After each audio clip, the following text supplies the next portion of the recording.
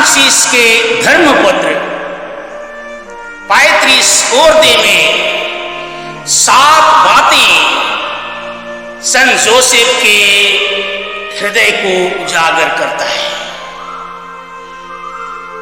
पहला, संत जोसेफ स्नेही पिता थे।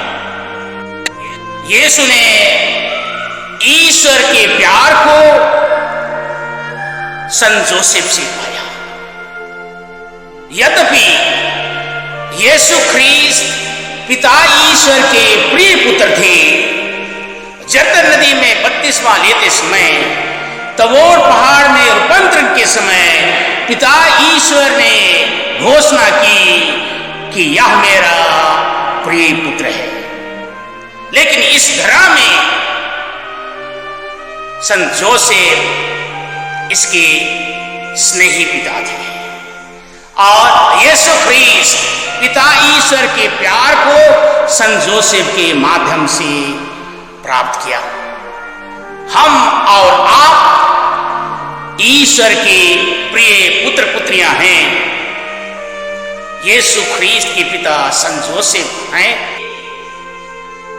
और आज हमारा भी पिताश्री संत जोसेफ ही है।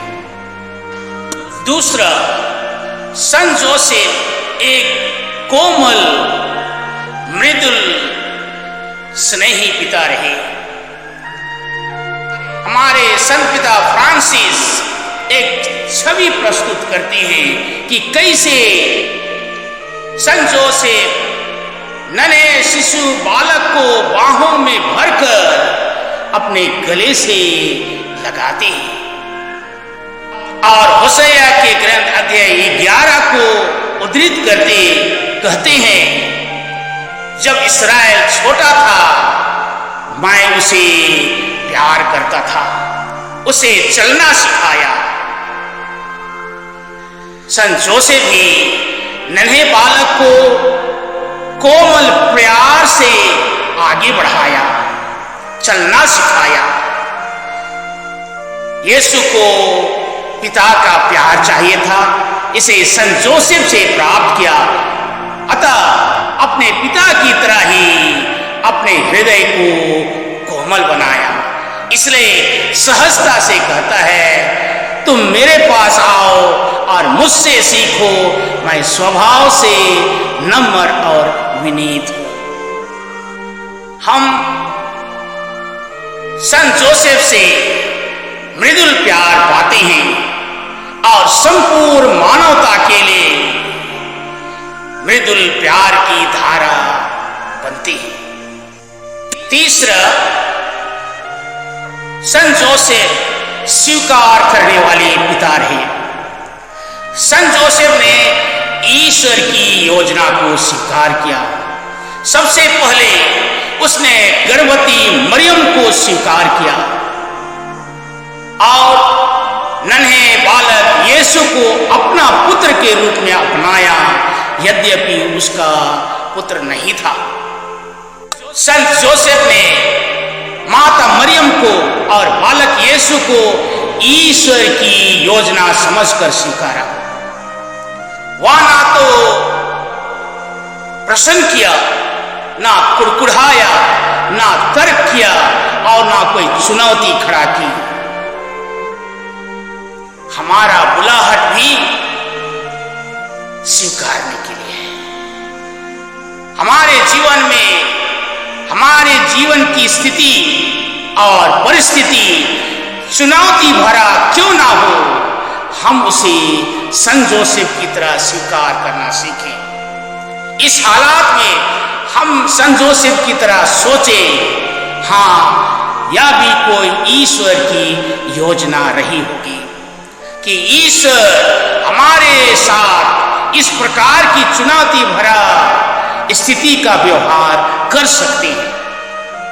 हम ना केवल चुनौती भरा स्थिति को स्वीकार करें, परंतु हम संघर्ष करते लोगों को स्वीकारें, जूझते हुए लोगों को स्वीकारें, कमजोर लोगों को स्वीकारें, टूटे हुए लोगों को स्वीकारें, नग्न रूप से जी रहे लोगों को स्वीकारें। स्वीकारे उन लोगों को जिनका कोई नहीं है उनकी देखभाल करने वाला।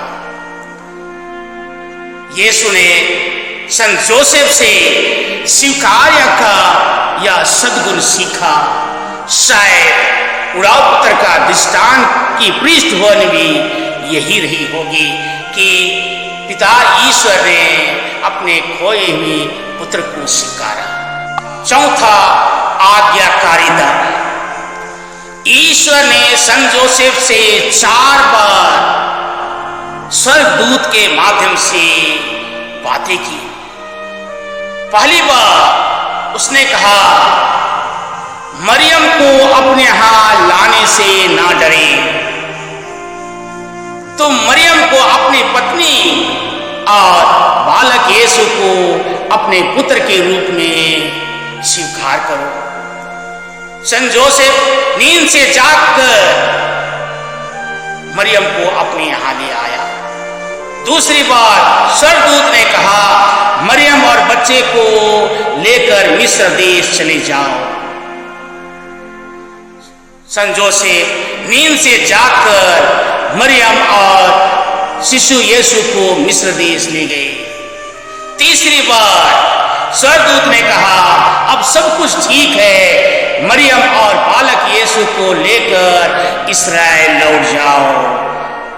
संत जोसेफ ने मरियम और शिशु बालक को वापस ले आया। चौथी बार रास्ते में स्वर्गदूत ने उनका मार्गदर्शन कराया और कहा, तुम यूदा नहीं इस्राएल में जाकर बस जाओ। सच माने तो यीशु ख्रीस्त अपने पिता योसेफ से ही आज्ञाकारिता की ये सद्गुण को सीखा।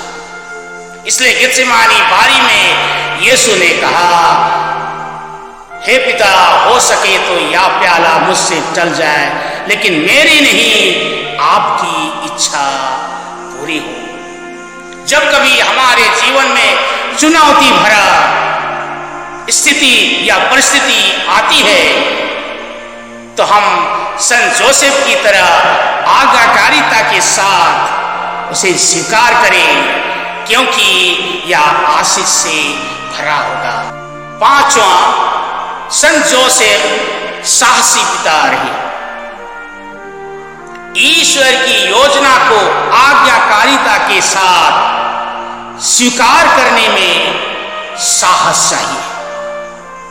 संत जोसेफ ने सामाजिक नियम को भंग करके माता मरियम और बालक यीशु को अपनाया। इस निर्णय के द्वारा उसने 2 जीवन को बचाया। माता मरियम के साथ खड़े रहकर उसने बालक यीशु के जन्म और उनके लालन पालन में साथ खड़ा रहा। संत जोसेफ ने अपना साहस दिखाया मिस्र देश जाते समय, मिस्र में प्रवासी के रूप में रहते समय, मिस्र से लौटते समय। इस प्रकार संत जोसेफ ने माता मरियम और शिशु यीशु को संरक्षण दिया। हम भी कलीसिया को संरक्षण देना कभी ना भूलें।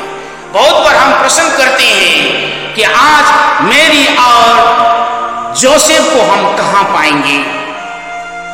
यीशु ख्रीस्त ने संत मत्ती के सुसमाचार अध्याय 25 पद का 40 में कहा, तुमने इन छोटे से छोटे भाइयों के लिए किसी एक के लिए भी किया, तुमने मेरे लिए ही किया। अतः हम साहस के साथ संत जोसेफ की तरह निर्धन, बीमार, विकलांग, दुखी, शोषित लोगों को उनकी निर्बलता, उनकी दुर्बलता, उनकी निर्धनता पर साथ देने कभी ना भूले। 6वां, संत जोसेफ एक कामगार पिता रहे। अपने परिवार की जरूरत और उनके परवरिश के लिए उन्होंने काम करना स्वीकारा। इसलिए संत पिता पियूस 9 और उसके बाद संत पिता लेओ 13वें ने अपने धर्मपत्र में कहा, उसने अपने परिवार की देखभाल के लिए बढ़ाई के रूप में अपना उत्तरदायित्व निभाया।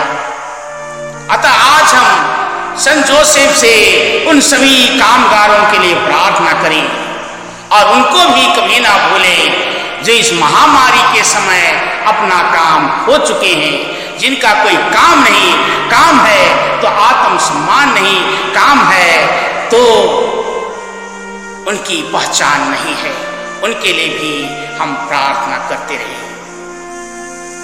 7वां, संत जोसेफ एक पिता की साया रहे। संत पिता फ्रांसिस एक उपन्यासकार को उद्धृत करते हुए कहते हैं, जिसने अपने उपन्यास में मनुष्य की साया की बात करते हैं।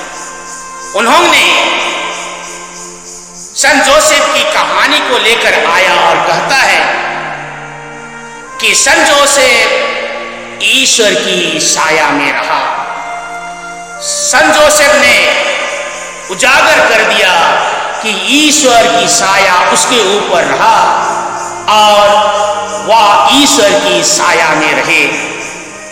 अतः यह स्पष्ट है, उसके प्रेम में, उसके अपनापन, उनके संरक्षण, उसकी आज्ञाकारिता, सभी कामों में ईश्वर की साया है।